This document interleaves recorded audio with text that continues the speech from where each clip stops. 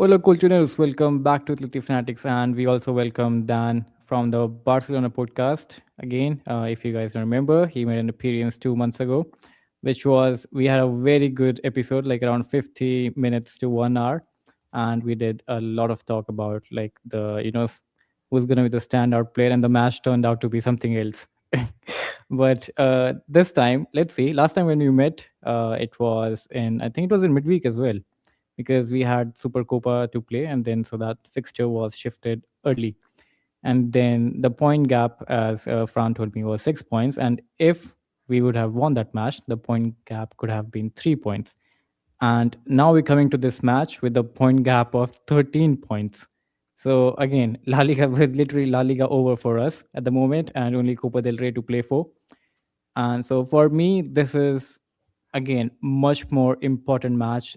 Again, obviously for Barcelona, it's important as well, but for Atleti, it means much more because Simeone is under pressure to deliver something with this Atleti squad, and let's see what happens. But before we start, Dan, how's it going with everything with Barcelona? I mean, you guys have your president elections coming up as well, right? Yes, yeah, the elections are March the 15th. There's a few candidates, but as far as the news around that, I think there is really no quote unquote surprise candidate coming in. I mean, Laporta obviously has the inside track, and it's funny because I cover it as a political election because that's what it is, right? It is just politics, and it's always interesting that the results on the field dictate how people vote more than anything else. It's like here in the United States, the economy dictates how people vote more than any actual individual candidate winds up working. So yeah, the elections are going on, and then other than that, I mean, Barcelona are alive and everything, so things are really good. Spanish Super I Cup mean, is already grabbed. Semifinal of Copa del Rey, made the top eight, the only Spanish club to make the top eight in the Champions League, and somehow by the narrowest margin, still leading La Liga. So I'd say things are pretty good in Barca world at the moment. yeah, I mean, Madrid is literally on the different side right now. Even if it's the white one or like us, it's completely going off at the moment. But let's say if you had a vote for the presidential election, who would you vote for? Oh, Alex, that's the one thing you're never going to get something out of me. I did have on my show, I had one of the candidates, Xavi Villajuana, talked about his candidacy. There's Victor Font. There, obviously, there's Laporta. But yeah, because I don't have a vote and because I do cover it as media, yeah, I never back a particular candidate. And that's the way I've always done it. That's the way I'll continue to do it. Sorry, Well, Alex. that's a very professional answer, but sure, sure, we can understand.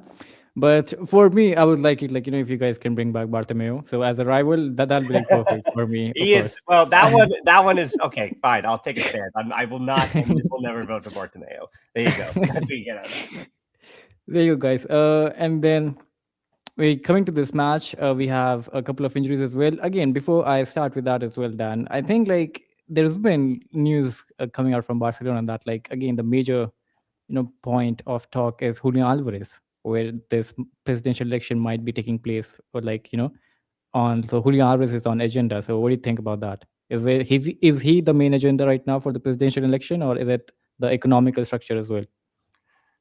Yeah, I don't think so. I think Julian Alvarez. I know that his name has been floated quite a few times, but I don't think that's A, going to affect the election, and B, I think regardless of if Barcelona want him, I, Barcelona will get back to the 1-to-1. I'm not going to bore your listeners with this one, but yeah, it's complicated. Barcelona will get back to the 1-to-1 because Lewandowski, regardless, his wages are coming off the books, and so he'll be restructuring his deal if he wants to return, or Barcelona will take half of that salary and bring in like Vasovic or from Juventus, or they will be bringing in some other kind of player to be the number nine. So the number nines next season, it's not going to be Holland or Kane. It's going to be Ferran Torres and somebody else. Is it going to be a year older Lewandowski? Is it going to be, again, a free agent or one of those like B tier forwards that are floating around in the world where Barcelona would hope to get the best out of them at their club, where they weren't necessarily their best at another club? Because yeah, as far as the wage bill goes, again, being 12 to 14 mil away, plus again, it's more time back in the Camp Nou.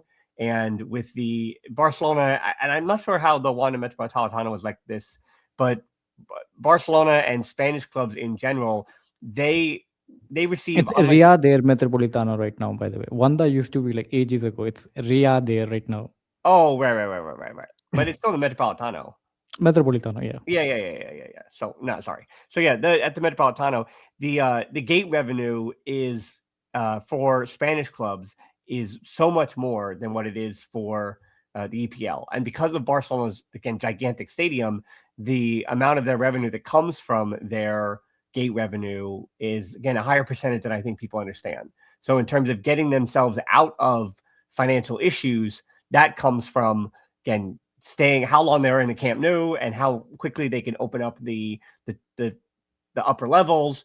So at the moment, it looks like Barcelona are going to be back to the 1-to-1, which again does not change anything, I think, much for this summer, maybe next summer. But yeah, Julian Alvarez, I think there's just a lot of smoke there. And yes, where there's smoke, there's fire. But in this case, I think there's a little bit of cold water needs to be thrown at that, because again, like, very much, I say today, you had Vlahovic, huge links to him today. And again, those are different levels of numbers. I also think the links for Julian Alvarez lately to Chelsea, that makes a lot more sense, because if Chelsea are going to go in on him, they've got a lot more money to literally set fire to than Barcelona do when it comes to Julian Alvarez. I mean, we could talk about this too, but I don't necessarily love his love his goal scoring record this season either. So I mean, I think the number that was Most of the required. Atleti fans right now are like also like not in like they are starting to think like, is Julian Alvarez the one to take this lead this team to another level? Again, the talks are going on within the Atleti fan base as well, uh, mainly the Spanish fan base of Atletico de Madrid. So let's see what happens. Again, we still have, I think, 3-4 months to play for. So let's see what happens. But yeah, who would be your preferred choice though to replace Lewandowski in summer? I mean, I think Harry Kane is probably the best option with both his age, and then stylistically, his link-up play. He is a clinical striker, and I think, again, at his age, at what that number would be, right? He would be on the high end, and I think not to call him another stopgap, but if anything, Lewandowski at the age he came at was a 3 to 4 year pretty terrific stopgap, and I think Kane would represent that same thing. It'd be a 3 to 4 year, maybe 3 year stopgap where Barcelona can again figure out.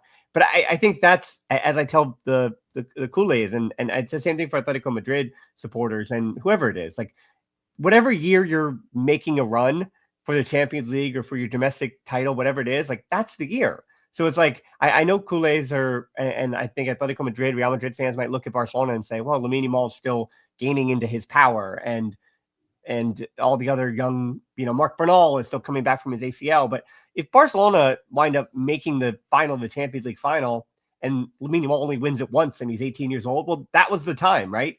There's never a perfect time, especially in Europe, where there's so much nonsense and, a penalty kick changes everything. And there's quite a bit of luck involved in those results. So I think when you get there, and you never know when you're going to get back. So you get there, and that winds up being the year. So there's no, I think fans often have this idea of like the perfect squad. Once we get this player, then it'll be time. Once we get that player, then it'll be time. And yeah, of course, very much like Atleti, Barcelona had weaknesses in their squad, right? They could definitely use a center back. Of course, like Bastoni would take this team to great heights, or they need a right back. Obviously, Koundé's form has not been terrific this year. And so to give him some competition, high-level competition right back, that'd be great. Barcelona definitely are going to need a higher level, or not high level, but more consistent striker in the future, coming years, than Ferran Torres, right? So there are definitely needs in the squad for Barcelona to be able to compete. We know that's an honest assessment of the squad. But as far as the results go, as I said, Barcelona are in a good way right now. And, if they wind up winning, who knows what they'll win this season. And then that was the year that they won the things that they were setting out to win. And again, you never know. There's so many factors that go into it. That's true. That's true. I mean, talking about like since you mentioned the right back situation, you guys signed João Cancelo. So I think that was just one sign you guys brought in winter transfer window. We had three signings coming in, and we had two departures as well. One name is definitely like For the been budget. highlighted in Spain. Four departures. Yeah, sorry, Javi Galan and yeah, Carlos Martin as well. But one name was highlighted the most in Spanish media as well was Rodrigo Mendoza. So again, what do you think of him? Like you can see Fran is being Mendoza fanboy written on his subtext. But what do you think about Rodrigo Mendoza and like someone even comparing him with Pedri. Yeah, I mean, I don't think he's there yet. I think it's it's quite flattering for Pedri to have all of these, now young. He's still a young player himself. He's still 20, 24, 25. So to have all these players and compared to him, of what I saw of Elche this season, there's something there. And I think his issue, Mendoza's this year, will just be consistency. Like, will he get the amount of time? Now, I know Barrios is out for a little bit here. We'll see if Mendoza is going to jump into those minutes, but will he get the minutes required to then take on the responsibilities that he has? To me, he actually, having watched him this season, reminds me a little bit of like a Danny Ceballos. And to me, I think that's kind of Mendoza's probably top level. I think Mendoza is going to be potentially in that B list of guys. Now, who knows? I mean, he's going to be working under Koke, under Simeone, and we'll see where his ceiling is. But he's certainly, obviously, potential-wise, the big name that he grabbed at the moment. Now, it's funny because I do work, and I work for MLS as well, Major League Soccer. And so I have seen more Obed Vargas than I promise any of you possibly have seen Obed Vargas. I've seen him since he was 16 years old, playing for Seattle when he first came up. And he's a really we should have invited you, Ben, because we were just doing that transfer window thing, and we obviously talked about Obed Vargas. So like, I don't know, like, you did MLS as well, so like, again, so like, yeah, please go on, tell us more about Obed Vargas, because obviously, like, I haven't seen him much. I'll be honest, I don't think any of like geeks or fan have seen him much as well. I only see him like when he was in the Club World Cup, and like he played against us, and obviously he's a fanboy of Atleti, and then pretty much that's it. I think most of the Atleti fans haven't seen him much. Like, maybe some American fans like who live in US, maybe they might have seen him, but for me, I haven't seen him much. So yeah, I mean, you can reflect on him for sure. Well, I think his midfield partners are going to be essential to him, right? Like his best times have always been when he's been supporting a player for Seattle who's not necessarily going to be putting in a defensive shift. So like when he was the one supporting Nico Ladero, and I know, Fran, you're Argentine. So yeah, so when he's supporting Ladero or another kind of just a number 10 or Rusak, who used to play for Real Salt Lake and then played for Seattle. So when he's supporting a number 10, he also doesn't. It's going to be interesting seeing him in the Liga because he's also not on the opposite end of that midfield spectrum. He's not like a tempo controlling number 6 either. So I think Johnny Cardoso, watching him with the US, like he does that a little bit more. Like Johnny is also not, as you've seen, like an out and out like tempo creator. He's still a bit more of a destroyer, but I think he does that. Being Johnny, he has an ability to understand and dictate the pace of the of the game alongside Barrios or Koke, whoever might partner with him in the midfield. And he definitely does that more than Vargas does. So I think for Vargas, and when I look about his ceiling, I remember when Barcelona and Bayern Munich had Arturo Vidal, and Vidal might be a little bit better on the ball than a Vargas, but to me, that's where you kind of see Vargas, where the shift he's going to put in as a guy that's going to kind of break things up and make it difficult for another team to kind of find those passing lanes, especially in central channels. Like that is very Arturo Vidal-esque to me at his ceiling. And again, Arturo Vidal was a very, very, very good player. This is not, there is no, there is no slight on what I think Vargas's ceiling is. But I'm going to be interested to see how he kind of jumps up to the La Liga level from MLS as well, because again, he doesn't dictate play. And he also, again, isn't a guy that's going to be getting into the final third and making a lot happen. It's all in that second phase of play where he can be really, really special. And it is funny to me that, he plays under Diego Simeone. And if it was 5 years ago under Diego Simeone, you'd be like, that is the perfect Diego Simeone player.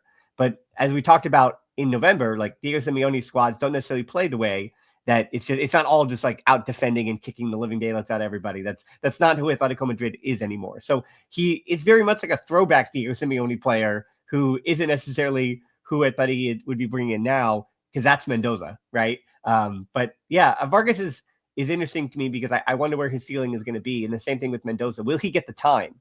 Will he get the run of games necessary to be able to show his best? Or is he going to be getting some spot starts and not really finding his role? Because I think it's going to be really easy for him to get lost because he's not really a 10, not really a creator, and not really a 6 to dictate play either. He is really just like, I'm going to run around this midfield and break things up. And I do think, though, if Diego Simeone chooses to go in a direction where he's man marking regularly, Vargas is one of his best skills and qualities is positionally, he's very good on the man marking.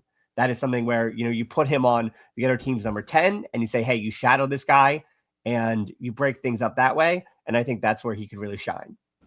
Okay. I will say, though, I find that Danny Ceballos comment very insulting. I feel like Danny Ceballos is a very low level for Mendoza. But we move. It's nice to hear like a lot of words of encouragement from Obed Vargas. Our friends from the That Atleti podcast. They also are from America, partially American based, and they had a very high opinion of Obed Vargas as well. So it's nice to hear a lot of these nice things. But I have very mixed views on Obed. That's mostly because I don't know as much about him. I think Mendoza will be at least a decent enough player that it would make sense for him to just be in the squad for a fair long period of time. Like, I don't think he'll ever surpass Barrios, because I feel like Barrios has already shown he's one of one, if that makes sense. But I feel like he is the closest I've seen out of the recent under 20 midfielders who looks like one of those players who could even get close to that level. If that makes sense. Anything on that, Fran? I was thinking about Vargas and where his level, I think, can reach compared to previous Atletico midfielders. And I really don't see him getting past the Torreira level. Okay? Maybe you guys think it's a bit low because his time around here wasn't really great, but I see him as something like that.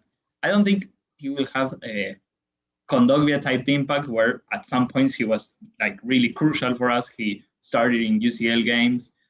I don't think he's going to be Mario Suarez type because Mario Suarez had a lot of time here, also was started at some points, even though I do think that the quality is similar.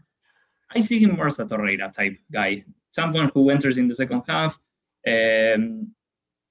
maybe gives us some kind of danger around the box, but I really don't have hopes any higher than that. But I may be wrong, I may be wrong. So, that's what I think about Vargas so far. I mean, the plan for Vargas was, to be honest, again, our first plan was obviously Edison from Atalanta, and that didn't really work out. And then we got Obed Vargas, and the plan was to loan out Obed Vargas to get him those consistent minutes. And now I think these, again, 4 or 5 months, I think he'll get very limited minutes. Maybe Rodrigo Mendoza would be chosen over him because he has that La Liga experience. And maybe, again, I'm saying in summer, we might see Obed Vargas going on loan. And for me, that would be the best option, to be honest, so that we can see his growth and he can grow as a, I don't know, maybe, again, he has good potential for sure, but let's see, what future holds. But I'm not a fan of us loaning out midfielders. We have very bad loan policies. I'd prefer if he just stays. If he is in the squad, just stay. That's my feelings. Yeah. let's see what happens. But what do you think, Dan, about João Cancelo coming back to Barca? Is he on the same level or Well, he didn't play for 4 or 5 months. He wasn't able to be registered. There's a limited number of international players that can be registered in the Saudi league. So he wasn't registered and he didn't play for 4 or 5 months. And you can see that rust at the moment. He is merely going to be a complementary piece. He's not moving a needle in any direction. Obviously his defending is not his calling card. So, he even has played as many minutes at left wing this season coming in off the bench than he has anywhere else. But in terms of fullbacks, he is an upgrade offensively. The final ball he can play is better than what Koundé and Balde give you. So there are instances and moments this season when he might be useful, right? Like Barcelona they need a goal, right? They need a goal. They're pushing for something to potentially get a draw out of something. And so you throw in Cancelo for the last 30 minutes and his crossing is just such an upgrade to what Balde and Koundé give you, but his defending is such a issue that he's generally not going to be starting, especially now they're in your second half of the season. There are no, not to say throwaway games, but there are no moments where you're going to give him that start. So Koundé is going to continue to start. Balde, when healthy, is going to continue to start. So every major match that, again, these Copa del Rey tie with Atletico Madrid, it's going to be Balde and Koundé. If they're healthy and fit, it will not be Cancelo. And even if he I mean, even if Koundé isn't fit, it's going to be Eric Garcia at right back, or it'll be somebody else, or it'll be Jeremy Martin at left back, I think, over Cancelo, just because of the defensive work that they do.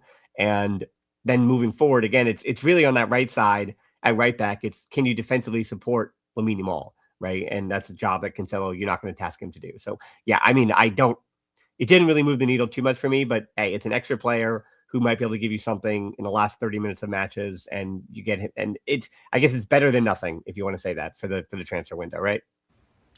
Fair enough. Fair enough. Last time that we talked, we mentioned extensively both of the flanks, especially the Balde Giuliano / mix-up. You said that it was probably the most pivotal part of the game. So said, so done. We lost the game in not in that specific area, but we did lose that battle, which I thought Atletico would be a bit better off with. Didn't work out as I anticipated. But since the time that we have last played, how do you feel about your fullback pairings in general? I feel like I've seen a lot of Barcelona fans complain specifically, if not for the fullback pairing, specifically on Koundé's general levels of performances thus far. How do you feel about that? Yeah, I mean, the people who are complaining about Balde, you can ignore them. I think the complaint that people have about Balde is he's not Nuno Mendes. And as we talked about last time, like, left back is a hard position, and there's not many top elite ones in the world. So it's like, it's why when I came on last time, I said the same thing. Like, if you think Balde is trash, like some Kool-Aids will get on him. Okay, well then name 7 better than him in world football, right? Just do it, like, off the top of the dome, and you can't do that. So I'm not saying that he is like an elite fullback. He's not, and he's definitely had his consistency issues this year. The final ball hasn't really come along, and I think the argument for Balde is that he's not improving the way that Kool-Aids want him to do, right? He's not improving on some of the offensive stuff, but he, as far as breaking through with his dribble in terms of breaking through pressure and the defensive job that he does, I think that's even underrated for Balde. So my concern isn't necessarily Balde. Like, the level that he gives in consistency is something that you can win with and something you can work with. But yes, Koundé's performances this season have been inconsistent, and he has struggled not only offensively, which is, again, kind of to be suspected when it comes to the expected. When it comes to the offensive part of his game, but defensively, he just has not been himself. And I think that has a lot to do with the fact that he is second on the team in minutes next to Eric Garcia. He is consistently just playing 90 minutes, game in and game out, whether he has a knock or he doesn't. So he's a player that Barcelona now cannot afford to rest, but he definitely could have used some rest and rotation throughout the first part of the season. I mean, I think Kool-Aids are at the point now where, because it has to be him, their only hope is for him to find his form again. And I don't know what it's going to take, because it has been an entire season where he has struggled for form. So yeah, it just defensive inconsistencies have been a problem. Like, even against Mallorca over the weekend, his first 30 minutes against John Virgili, former Barcelona man, were not good. Like, John Virgili he has victimized quite a few right backs in La Liga this season, but you'd expect that Koundé is going to be able to handle him a little bit better. And then after the 33rd or so minute, he settled down, and Koundé was much better after that. But still, you can point to almost every match where there's 1 or 2 moments with Koundé where you're like, that's just like, and I think there's also this argument that when Barcelona were to play in the, a Champions League semifinal or final or whatever, and they're facing off against the PSG wingers, or he's back against Vinny Jr. in El Clasico, that, those higher level wingers are really going to take him to the woodshed, and you're worried about those moments with Koundé. So yeah, I mean, I think I would say, if I were to say my level of fear with Koundé, I think we're kind of in code yellow, code orange point too. Like, it is definitely a worry. It's definitely a concern. And if Barcelona wind up, failing before the finish line of a bunch of these trophies, I think I would assume that Koundé had an issue with his performances, and that had something to do, not to say to blame, like, there's a lot of factors, but I think his performances are definitely a big concern right now, a top 3 to 4 concern of what Barcelona are dealing with if things don't go well. I mean, we'll talk about the possible lineups for sure. I have a question, wait. Yeah, Fran, go on. Because now that you mentioned Virgili, and I heard some people debating on what was better, if to pay the money that you need to pay to bring Rashford to the club to make him stay, or if it's better to pay less money to bring Virgili, make him be the backup, and spend big on a striker. What are your thoughts on that? Yeah, and so the Rashford situation, I don't think it's going to be 30 mil. I know that's the number, but 30, I don't think Barcelona, I don't think they're going to pay 30 million for Rashford because of his wages. He has the power now. He has the leverage, and so does Barcelona against Man United. So, like, Rashford can basically threaten Man United, hey, I'm going to come back, and you're going to have to pay my wages and figure out what to do with me again. So I think that leverage means that Barcelona are going to be able to negotiate that release clause down quite a bit. So my guess is that it's really going to be Rashford at like 15 to 18 more than it is going to be 30. I mean, maybe that's a little bit much, but I think Man United are not in a position of strength for once. And again, over the last 6-7 years, how often have I got to say Barcelona actually have the leverage? That is never really the case. So this is one of those very, very rare instances where I think Barcelona does have the leverage. And I think for John Virgili on the other side, I don't think the idea that he would be much cheaper, I'm not sure about that. I think if other clubs from around the world come in for him, like a Prem club, like what's stopping some bottom half team in the Prem? Like what's stopping a Bournemouth, right? Like John Virgili to me seems like a lot like a Bournemouth player because he creates a lot of chances for you. He doesn't really have the finishing goal-wise, so you're going to throw that into the box and hope you have a number 9 or some kind of box crashing midfielder to put those home. But if it was 30 million for John Virgili, that's a lot for a player that's not really scoring the goals. Again, he's creating a ton of chances, but as you see with Barcelona now, and kind of getting back to our preview, Barcelona's issue are not creating chances. They create more chances than any team in world football. Like creating big chances is not their problem. Finishing on their chances, when I talked about Koundé being a concern for me, having Ferran Torres finish, having Fermin Lopez finish, having Olmo finish. When Barcelona finish, their chances obviously they all finish well against us, mind you. Ferran Torres becomes prime R9, yeah, he does. especially against us for sure. And that's great against Atletico Madrid. But by and large, the numerical issue for Barcelona in the last 3 months now has just been the percentage of big chances that they have finished. It has not been good enough, right? But again, because they create so many chances, they open up those opportunities for themselves. So for John Virgili, he would just be helping Barcelona do what they do so much of. And I also think for his development, John Virgili, I don't know.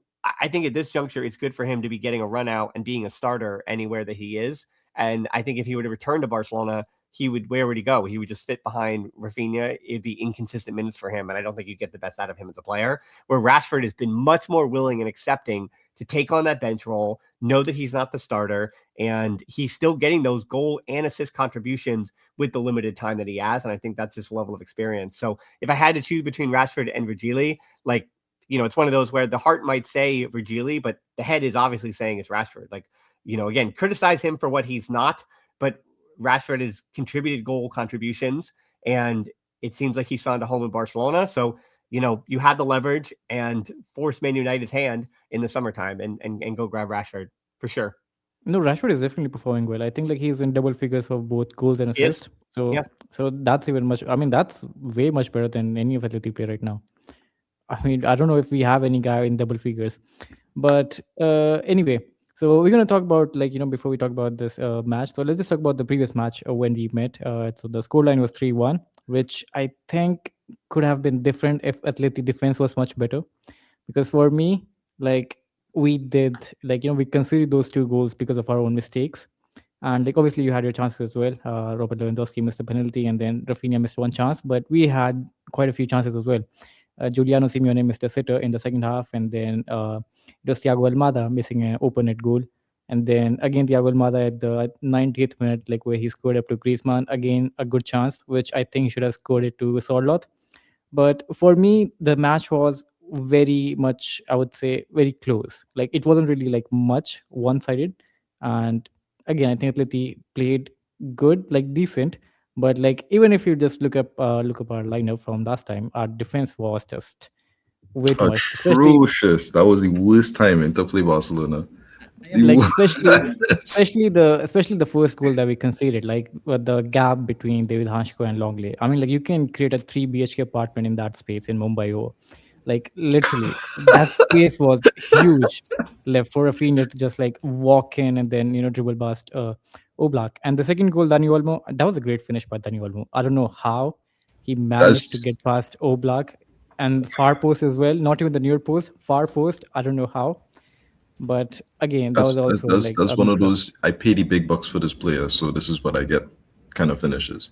So, what are your thoughts, Dan, on that match? What do you think? Like, if like Barca, like, were you happy with the Barcelona performance overall? Yeah, I was. I mean, again, 3-1 against Atletico Madrid. I think what they did so well, that being Barcelona, is they exposed some of the issues that Atletico Madrid might have had in that match in terms of tracking runners. Like, again, Olmo on the second goal.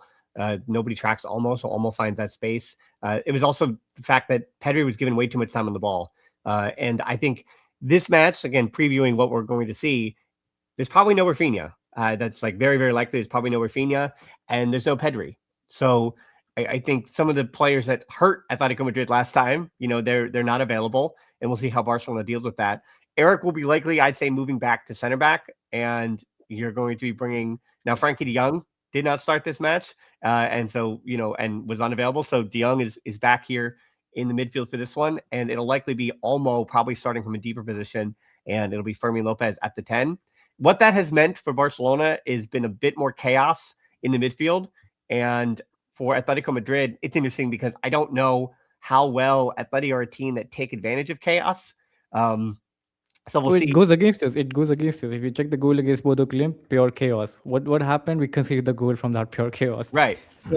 So I don't think Atletico Madrid are a team that operate necessarily. And I know this sounds, again, it's Diego Simeone, so reputation precedes him. But no, I don't think Atletico Madrid are necessarily a team who thrive in chaos either. So to me, this match, I think is going to, yes, of course, it's going to be decided in those moments, right? Like if Thiago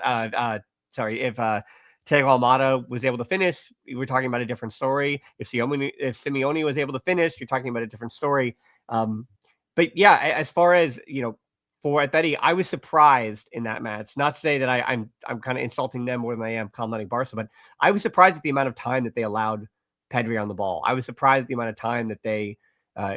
Pretty much the only thing that they did with a lot of confidence was from that left side where they didn't really give Lamine Yamal the time and space he needed. And I think that's another big factor, though, that we didn't talk about last time that we can this time. That being Lamine Yamal at the moment was in the throes of his injury, that groin injury he was dealing with. And it might be easy to say this, but right now, Lamine Yamal, he's got 6 goals in 6 matches. He is really, really in great form. He looks completely healthy. He's had for about the last month. He's looked really, really healthy, looks fit, which is what he was not fit in the first half of the season. So Atleti, I think we're able to handle him because he was not himself in that first matchup.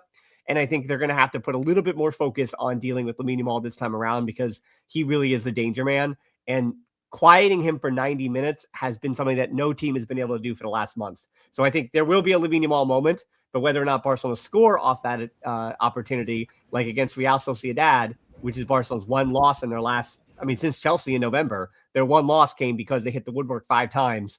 Lamine Yamal created a lot of chances and his teammates didn't finish. So for the form that Lamine Yamal and Barcelona are in at the moment, I think, Atletico Madrid's best chances to deal with Lamine Yamal is kind of just hope that everybody else misses, which has been the case in other matches. But yeah, he is in just unbelievable form at the moment. The previous match, just a quick kicks that you can say. So, the previous match, as you can see, our back 3 again, Longley, Jimenez, Molina. Jimenez was still fine, Molina, Longley again. I would say not really that good. Cardoso got injured within 10, 15 minutes. Again, we have to drop in Koke. Nico Gonzalez playing up front with Julian Alvarez. So I think our lineup wasn't really that good. But this time, coming to this match, I think we have much more available players. We just have Barrios missing, which again is a big miss, of course. But then you guys are missing Pedri and Raphinha as well. So I think I'm a bit confident about coming to this match a little bit, yes. But Kicks, go on. I was actually gonna ask about that, but I was gonna say I wanted to hear what Fran's opinion on the first half of our game throughout that match was, because I feel like we didn't get to talk about it at the time. You mean the Barcelona game, the previous game? Yeah. No, because Dan said that we gave Pedri a lot of time on the ball, and that's true. But that happened after we scored the goal. Before we scored the goal, we were getting a ton of chances. We were getting a ton of chances because we were being aggressive. We were pressing Pedri. We weren't allowing them spaces on the ball. And these are very talented players. It's Barcelona. You give them time on the ball, and they are obviously going to create danger. So Pedri had a lot of time on the ball after the goal, and we suffered a lot. When he didn't have that time, it was a different story. And that for me decided the game. So it was a tale of two half period, and we also talked about chaos. And I think it depends on how Atletico approaches chaos, because we can see Atletico playing against a chaotic block like Betis in the Copa del Rey, or we can see, a different Atletico, which we have seen all throughout the year so far. So if we approach the game similarly to what we saw against Betis, it might not be that bad, because we saw Barcelona going to start probably. The previous match as La Cartua, not the one at Metropolitano. The Cartua one. Okay. Then forget it. No, but I thought we were pretty good when we were being aggressive and stopped being aggressive, and we failed. So I think that's the main takeaway of that game. But Barcelona do not have Pedri this time, so it's going to be a bit different. And then also we don't have Cardoso and Barrios, who will, in my opinion, probably the strongest starting two that we've had so far this season. So a little bit of a weird situation. A better back line. Not fit, Cardoso. He's on the sidelines. He's not training with the team just as yet. Okay. So right now we have Mendoza, Koke, and Vargas available as midfielders. And if Vargas is as good as you say, then in terms of man mark and these things, then I would prefer him starting in this situation, to be honest. Because I think us being aggressive is probably one of the main reasons we even had that strong start in that first game. And I feel like while Mendoza is very good at what he does, he's not nearly as aggressive, at least from the limited of what I've seen that Obed is. So maybe that would be the push to. But again, I don't know how associative he can be these other different aspects of it. I'm more so focusing on when I look at the Chelsea game from Barcelona in the Champions League, Chelsea were very, very, very, very aggressive when it came to Barcelona. And while I think Barcelona probably had a lot more chances than people probably give it credit for in the game itself, they were very much in a lot of uncomfortable positions throughout the first half that I think if you gave maybe a bit, if they had a better 9 or if they had a better these things, this could have been a worse scoreline. Although it doesn't really matter for me to say that. The score is the score, if that makes sense. Well, this is something though you mentioned though, that is something that I've been pretty optimistic about though. The last 2 months, Barcelona have been much better. Like to your point, Keeks, the first half of the season, Barcelona really struggled with that man-to-man pressure. And when they've struggled, especially in the first 20 minutes, I mean, teams, even in this good stretch here, teams have put Barcelona on the back foot in the first 20 minutes or so by pressing high and hard and working hard in a man-to-man press. So the way that that's why I think Atleti, it was interesting because in their first matchup, they switch at halftime when they take off, when they put on Gallagher for Nico Gonzalez, add an extra midfielder. And then we saw Atletico Madrid take a bit more control in that second half in that 4-2-3-1. But I think if I'm Diego Simeone, I'm going to do the same thing. I'm going to start in a 4-1-4-1, and I'm going to press high, and I'm going to work hard. And I'm going to try to put, especially at home, I'm going to try to put Barcelona on the back heel. So, I mean, if an early goal is scored for Atleti, I would assume that's going to come in that way. It's a high man-to-man press where they work hard. They put Barcelona under a lot of pressure. And to counter that, Barcelona haven't really been hurt by that since Chelsea, because I think they have improved at breaking through those lines of that man-to-man pressure. João Garcia is just looking more and more comfortable as that last, not only as a shot stopper, but with the ball at his feet. It's also been really important. And the associative play building up through the back for Barcelona. Again, Koundé has been, we'll say, the weak spot, but I've been really optimistic and surprised at how Olmo has improved even in the last few weeks without Pedri in dropping in. And then again, De Jong, you see that on this preview here on FOTMob, he's not starting. Well, that's because he's coming back from a groin injury. So we're not sure about his fitness. Now, yes, if he doesn't start And if I'm Diego Simeone and I'm looking at a midfield of Fermin, Olmo, and Casado, I'm absolutely licking my lips because that trio is going to struggle in a high man-to-man press, 100%, absolutely. And so if you can funnel that ball towards Koundé's side, and then you're going to test Casado and Olmo and Fermin to support him and to get him out of trouble, yeah, that's going to be, I think, the weak spot that Atletico Madrid are going to be able to, try to overload. And we saw even in the last game that Barcelona had against Mallorca, they did the same thing. Everything that they attacked through was down that left side with John Virgili. They kept attacking down the left, but they also overloaded with just more bodies than they had on the right side. I mean, on the left side, they had a numerical overload on Lamine Yamal's side. So he was kind of quiet in the first half, and because he had to defend, and everything was down that left side. So if Atletico Madrid, again, it's a man-to-man press, and they force everything to Barcelona's left, and they keep those numbers and bodies over near Lamine Yamal, he still might beat you. And I think that's the worry too. If you overload his side and he still gets free, well, now there's numerical advantages everywhere else, right? So, yeah, I mean, I think Atleti would be wise to just do kind of what worked for everybody else, and that's a high man-to-man press, come out with a lot of intensity, and try to turn Barcelona over. I would say that's just the unfortunate reality of Lamine Yamal. I feel like I'm still upset that the fact that you finally got rid of Messi and then you just spawn in a new monster as soon as we get rid of one. So now we have another person who we have to just deal with. Where it's like I distinctly remember the title-winning season, right? I think it was at Barcelona to be played, right? The golden header? The golden header, you saying? No. The title-winning in 2020-21. Okay. Messi, that Oblak save comes after Messi goes through 4, maybe 5 Atleti players and takes a shot at the edge of the box, and it's just like, what's wrong with you? Like, we're trying to win. Stop doing this to us. You've won enough. Well, so it's like, I will say though, like a lot of the top teams in world football, like the whatever, the marquee, and this is like an American term, but the blue bloods or whatever of football. Like, I mean, Real Madrid have always had unbelievable forwards and players, and for Barcelona, yes, of course, to go from Romario to Rivaldo, Romario to R9 to Rivaldo to Clivert as well. You guys used to have Clivert as well.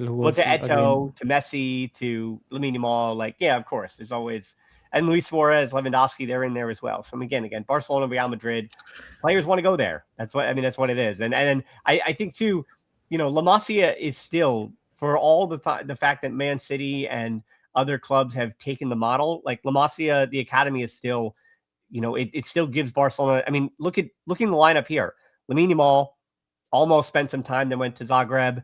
Casado, Fermin Lopez, Balde, Cubarsí, Eric Garcia also went back and left for Man City and came back. But from that, you have 1, 2, 3, 4, 5, 6, 7. 7 of the 11 right there came through La Masia in some way, right? So the academy for Barcelona, and it's really annoying. I understand it's very annoying for other clubs because you have to hear about La Masia, and it just sounds like, we're better than you. We make our own talents or whatever, but it really is the strength and the identity of Barcelona. And I think you notice for the presidential election, to go all the way back to that, Alex, that in the presidential election, every single one of the presidents says La Masia is our lifeblood. Like the club comes from its academy and building its own players, its methodology. And, again, if I was not a Barcelona fan, I would be rolling my eyes in the back of my head every time I heard that, because it just sounds like a bunch of romantic hogwash. But fortunately, that's why my favorite is Bartomeu. You see, now you get me. That's my favorite. I mean, no La Masia, none of that. We just hit bad signings. Exactly, right. Well, yeah, but Bartomeu was the guy who didn't do it, and see what happened to him. So, but yeah, it's fortunately for Barcelona, it is like, and then Marc Bernal coming up through. The fact that Lamine Yamal, Cubarsí, and Bernal are all the same age group, and they've come together since like the U13s. They've been together. It's unbelievable, because those are 3: Cubarsí, Lamine Yamal, and Bernal coming back from ACL. He's not a worry right now. He's still finding his form in 30-minute cameos, but like Bernal is really, really special too. So yeah, between Lamine Yamal, Cubarsí, and Bernal all being the same age range, and then being the generational talents they are, is yeah, I'm very, very fortunate, very lucky. It's exciting. Well, any changes you'd like to make in the starting lineup, Dan? I mean, if De Jong is fit, then Casado's gone. So that would be the one place where I would see. Yeah, I think that's it. That's what You you wouldn't, That's it. you wouldn't put Casado over one of either Firmino or Olmo, instead to have that kind of consistency where Casado and De Jong together as a base No. midfield. No, Oh. Olmo has been surprisingly doing a really, really good job as, it's so usually Barcelona playing with that double pivot. That's been Hansi Flick's calling card since going back to the Bayern Munich and Germany days. But they've basically been playing more in a 4-3, traditional 4-3-3, with, Fermin being, we'll say, a 10, Olmo kind of operating as an 8, and then De Jong operating as the 6. So that kind of has worked. And I think it's funny because Casado matches up well against Atletico Madrid. I think his style in that he doesn't necessarily add control that you're going to need against. We were linked with him. I think this transfer window only. We were linked with Casado. What'd you say? We were linked with Marc Casado in this transfer window only when we needed a midfielder. Yeah, I mean, I think he really fits Atletico Madrid. I think he doesn't necessarily add. He struggles against low blocks because he doesn't really add that tempo and that pace and that control that you need. But in a game that's going to be generally chaotic, but not chaotic in a sense of, end-to-end stuff. I don't think Atletico Madrid, there's going to be chances, but it's not going to be completely, say like racehorses, up and down, up and down, up and down. I think the chaos will come in other moments. I think, yeah, it's funny because this is a game that would support Casado's profile, but he also has struggled for form this season. So I think it's going to be De Jong, Olmo, Fermin, if I had to guess.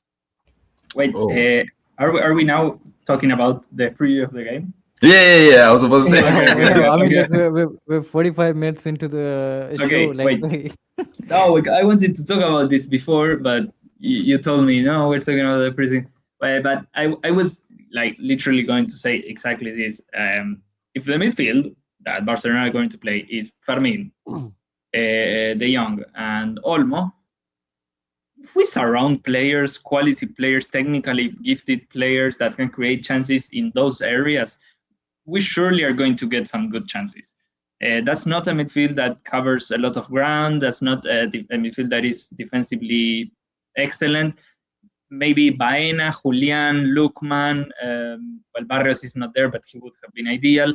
These players receiving in those areas can create a lot of danger. And what you also said, that Koundé is having some sort of trouble. Maybe if we can also put Lukman going against him constantly, finding spaces, that's pretty good recipe for success if we manage to do it well, So I was also wondering if, okay, maybe take one of Fermin and Olmo and put Bernal or Casado for better coverage with De Jong. But so you think it's going to be Lopez and Olmo? I do. Yeah, I mean, I think it's just going forward, but I think Olmo, again, has done a better job dictating tempo in a match.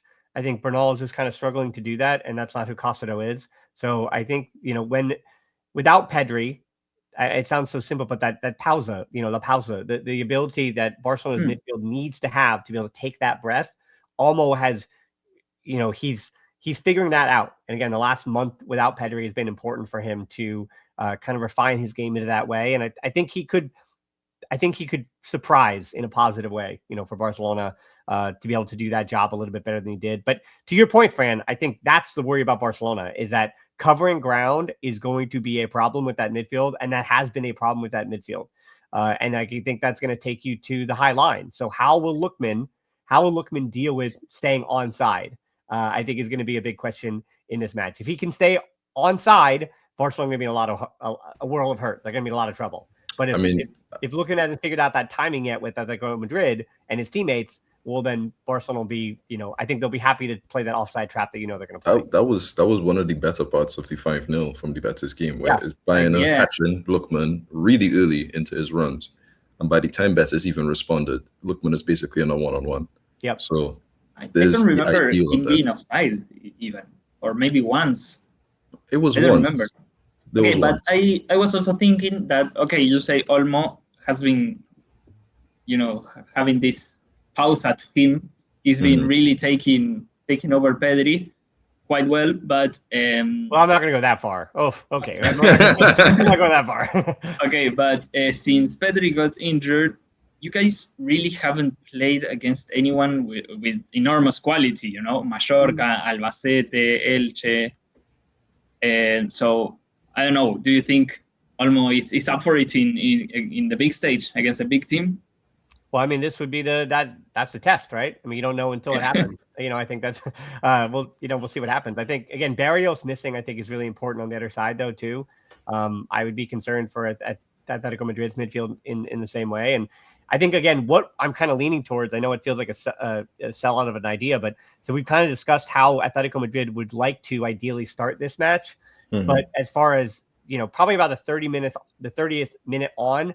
And then jumping ahead to the second half in that last 30 minutes, teams, regardless of their quality, have slowed down against Barcelona. Like Barcelona and Lamine Yamal in particular, it's tough to run with Barca for 90 minutes. That has been a calling card under Hansi Flick. That those chances happen because even if you choose to start with a lot of energy and you start with that man-to-man high press, eventually their legs do fall out from under them at some point, and that happens to every squad that Barcelona's faced this season. We look what happened to Real Madrid even in El Clasico. So that has been kind of a theme that has continued to occur for all teams against Barcelona. So I think for Atletico Madrid, it's going to be interesting because Barcelona will have their chances, but has Atletico Madrid taken control of the match before the chances come for Barcelona? I think worst case scenario for Atleti is if they do concede early to this Barcelona side. I think that is a worst case scenario because then there's going to be some trouble, I think, finding their footing back in that game once Barcelona had taken a 1-0 lead. I think in general, I think I'm much more confident with the defense we have this time because again, I'll make 3 changes in this lineup though. Obviously, Oblak gonna change with Juan Musso because he's our cup keeper. And then Thiago Almada, I'll sub for Alex Baena. Alex Baena should play this match for sure. We need to replicate that Betis game at La Cartuja. And then Marc Pubil is back. So again, he has to play Marc Pubil. Like with Marc Pubil and David Hansko playing as a centre-back partnership, I think that is very, very important for us. So with that, Ruggeri against Lamine Yamal, I'm not really sure what's going to happen about that. So I think that's one. I know. I'm being delusional right now. I'm like, you have to give me some hope. Come on, Dan. So I'm saying I'm a bit confident about the defense last time. Maybe the Hansho can cover for Ruggeri. That's what I meant. So again, I'm a bit confident about the defense, but again, like you said, like Lamine Yamal, like miraculously, if he goes past 2-3 players, then yeah, you can't really do anything about it. But my question is with you is who would you start as a striker, Lewandowski or from Ferran Torres? I mean, Lewandowski been starting recently, but I do actually think Ferran Torres is going to start this match. I think his mobility is important against Atleti. And yeah, my guess is that Ferran Torres is going to start. That's just because of the run out that Lewandowski's been getting. Lewandowski started against Mallorca, and we've seen this season he does not. I don't think he has started 3 games in a row yet this year, maybe, but this I think would be his 3rd straight start. So yeah, I would guess it's going to be Ferran Torres just based on rotation and minutes and things like that. And again, as you mentioned, Ferran Torres always does seem to play well against Atleti. And I think without Raphinha, his movement is going to be really essential into those half spaces. That is where they were able to victimize Atleti in the 3-1. So you got to do the same thing again. And on the other side with Rashford, yeah, that Llorente-Rashford matchup doesn't really support Rashford so much. Like he's done well against, we'll say, lower competition, but Rashford really hasn't had that marquee left winger going at the opposition game against a high quality outside back. So we'll see what happens there. I mean, I would love it if the Raphinha stuff is just a bunch of posturing and that he is good to start. That would be great, but I know he's not, and he probably won't feature in this match. So that'll be, again, that's a feather in Atleti's cap to not have to deal with Raphinha or Pedri for this one. Let's see. Anything you guys want to add? Yeah. My general concern, I think, is probably the midfield, where in the last game we played was a 4-3-3 sort of a situation, like a kind of not quite 4-4-2, but more so. So we had Baena, Barrios, and who was it? Koke? Yeah, it was Baena, Barrios, Koke as a midfield 3 in the Copa, right? To the last Copa game we played that. It was very good. We played in very congested places and quite well. And while I am more confident against a very defensively lacking, I'd say probably midfield of these three here. I don't necessarily feel the same about. I don't want to put that kind of pressure on Mendoza to perform in the same way that Barrios does, because he's just come in. He had a decent showing in the last game. I enjoyed his debut at the Metropolitano, but I feel like there's one of the pressures that I think Atletico is probably going to have to look at is how does the midfield cope? What do you get out of Mendoza in this situation? Does Simeone throw the book out and say, I'm going to put Llorente in midfield to try and compensate for the situation? Does he, I think our main problem so far this season hasn't really been always the players per se, has been sometimes Simeone will just lose his mind and just overthink it. And that's where I feel like is probably the main key of concern here, because the last game, as we saw, very, very boring game in the league. Probably a deserved loss, to be honest with you. Lookman and Julian completely isolated, no real sort of association play. Giuliano didn't really have a good game. Koke had an all right game. Mendoza had an all right game. How do you combat that against basically highest level of competition you could get in Spain? And should you get past this, you're basically almost in a free final against one of either the Basque teams. But that's looking like 2-3 steps further than this. How do you get past this in front of you in the first place? And I feel like that's my concern about Simeone so far this season. Sometimes it feels like he has the answers to a T, and other times it feels like he's lost. Anything on that, Fran? I was thinking the same thing that Senkik was thinking about Llorente, because Senkik did say that Mendoza doesn't show that tenacity in the press, neither does Koke due to energy right now. He's lost a lot of mobility. So I can see Simeone playing Llorente in midfield, and maybe even a 3-5-2. Llorente as the 8, Baena as the 10, Koke as the 6, a back 3 for better protection. Maybe that way you can close the channels, which were a big problem for us in the first game. And Lookman up top, maybe drifting a bit wide. But I was thinking that thing about Llorente playing in midfield due to being more aggressive, in midfield and creating more danger that way. So I was thinking about that as well, and it'll be interesting to see what Simeone does, because he has some options. And he has been unpredictable as well. So he can do some stuff, some good stuff, and some maybe questionable stuff, but we'll see. Okay, so Dan, we're coming to the end of this episode. So who would be a standout player again? Last time it was Balde, and for us it was Giuliano Simeone, which you won that tie, to be honest. But for this match, who would be a standout player? Lamine Yamal. That's it. That's pretty straightforward. Okay. Last time it was something else. We didn't reflect on Lamine Yamal, Raphinha, and no one. Okay, we will. No, he's in really good form. And he looks unplayable at the moment. So it's Lamine Yamal. Way to take a gamble, My friend. Last time you, as you heard, I think I put on my tactics brain and was doing it that way. But yeah, this time around, again, at the form he's in, sometimes the easy answer is the right answer, and that is what it is about Lamine Yamal right now. The easy answer is the right answer. That dude is going to affect this game for over the course of 90 minutes. He's going to do something. Will it lead to a goal? Will it end in a goal or multiple goals for Barcelona? That has remained to be seen. But over 90 minutes, he's going to do something, and right. And so it's just whether or not Barcelona capitalize on it. For me, it's going to be Lookman. Cakes. To me, I might be shooting a little bit in the dark. I think this is a game where you will see a lot of Alvarez. I feel like football feels scripted at times, where it's Alvarez almost no real stand-up performances in this period of time, no goals. This would be the time to get his goal drought and have a real honest to goodness top tier performance. I didn't know I could pick Atletico Madrid players too. I would have said Oblak, because I think Oblak. Again, Oblak probably won't start. He probably won't start. We have Juan Musa. Yeah. Juan Musa for the cup game. Yeah. Then that's him. Then all right. Then that's my other player. There you go. I think he's gonna stand on his head, and it's gonna be really frustrating for Barcelona. Fran, you too. I'm going to go with Baena. Baena.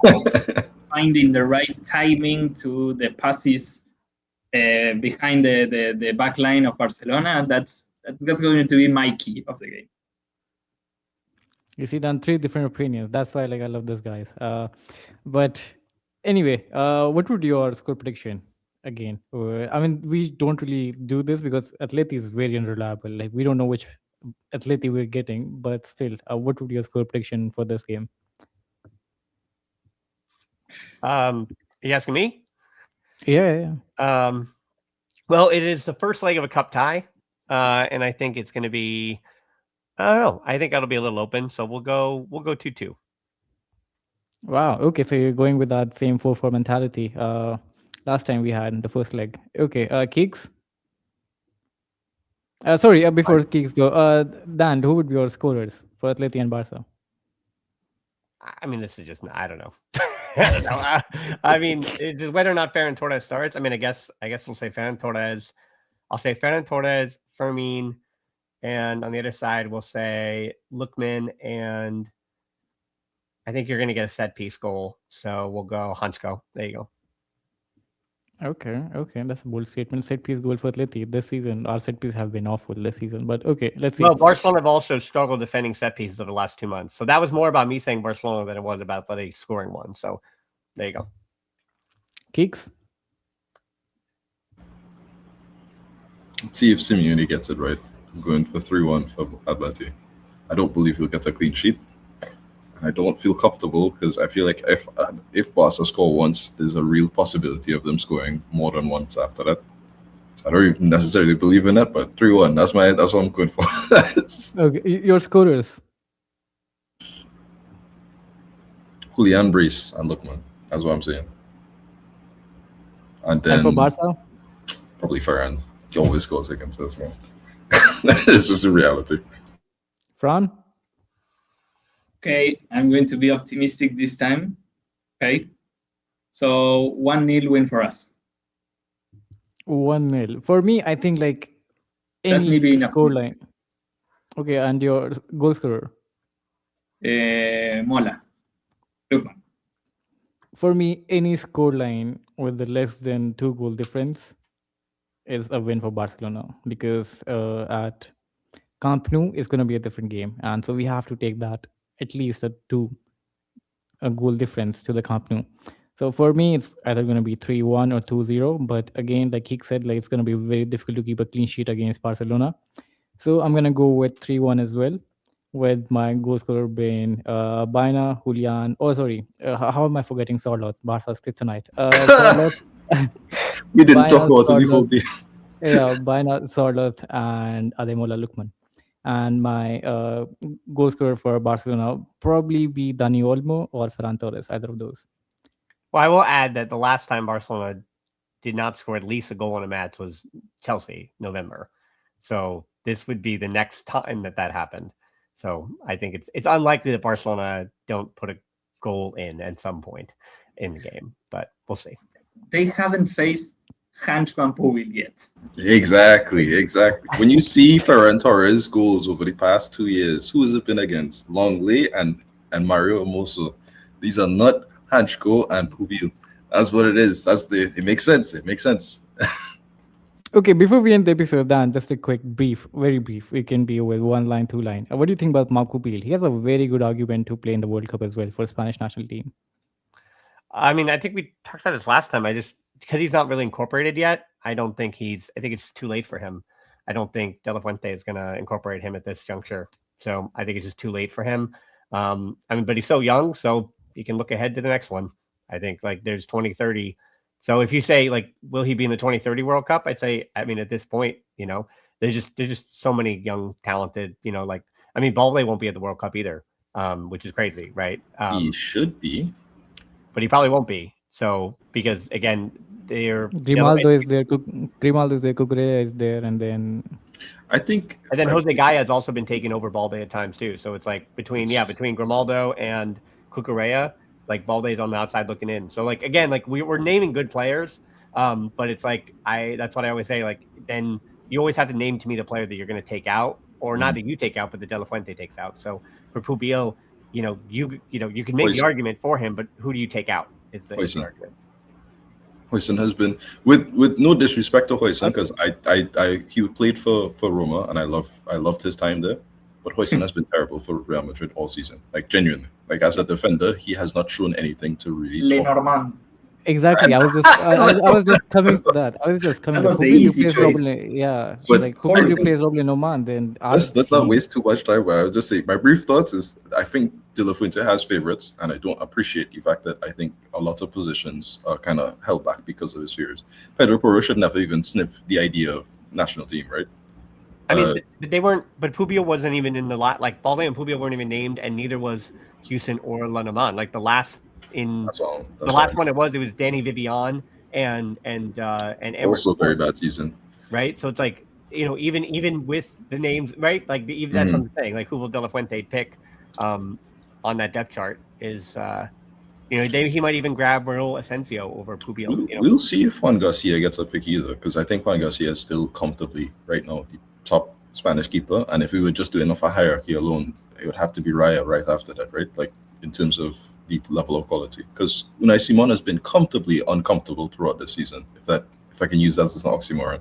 Let's not talk again. I mean, I talk too much about the Spanish national team, but yeah, we'll see if Pubio gets a pick. We'll see if I'd argue Balde and Carreras probably have a better should have already had their debut for the Spanish national team by now. But I think João Garcia, of all the names we just said, I think he's the best chance of getting in there. As you mentioned, like Unai Simon and Raya will get going to the World Cup, and so João Garcia, you're going to bring him as a third goalkeeper. But again, so now we're arguing about third goalkeeper, even though João Garcia, to me, has been the best Spanish goalkeeper this season. Like Raya has had a good season, and Unai Simon has not had a good season to his standard, as you said, Keek. So like João Garcia deserves a spot in the World Cup. But again, like, are you going to create a controversy by bringing him as your third goalkeeper, or do you just leave him out completely and deal with the pushback, you know what I mean, and the arguments right before the World Cup, and then like, why are we arguing about our third goalkeeper? I think would be the idea. But again, that's a conversation for another time. yeah, True. Maybe we can have an episode during the World Cup. Sure, we can discuss all this. But anyway, guys, thank you so much. Like, if you're sticking with us for more than an hour, actually. So I mean, it's been a very good episode. Thank you, Dan, so much for showing up. And like usual, just like and subscribe, and I'll put the links of Dan in the description. You guys can check his channel out as well. And even though he has a very big channel, but still, you guys can check him out. And then I'll leave the link to his Twitter handle as well. You guys can check him out, the personal and the Barcelona podcast one. And also, you guys can listen to us on Spotify now. And I don't know, Dan, if you have the podcast on Spotify. There you go. So you guys can find that on Spotify as well. So until then, Opa Atleti, and we'll see you guys soon. Hopefully with happy faces, not with a frustrating one after the match. And Dan, we'll see you again in 2-3 weeks time. Well, the only thing I want to plug real quick, is I do watch-alongs for these games on a site called bigup.com. So there's a live interactive chat. We do tactics, whatever. So even if you're an Atletico Madrid fan and you're still here, join me it's on bigup.com. And that is the Barcelona podcast. You'll see the watch along over there. So come in, let me know how stupid I am. Let me know how wrong I am. I'm totally fine with that engagement as well. So that's the one thing I just want to plug here. I'm kind of growing the audience on the watch along. So that would be a big help. Sure. Yeah. I'll add that link to the description as well. To the description as well. And yeah, hopefully we'll see you guys and Dan in a 2-3 weeks time, I guess, with the second leg. Let's see. I hope it's a very different one from this one. But until then, Opa Atleti. See you guys soon. Ciao.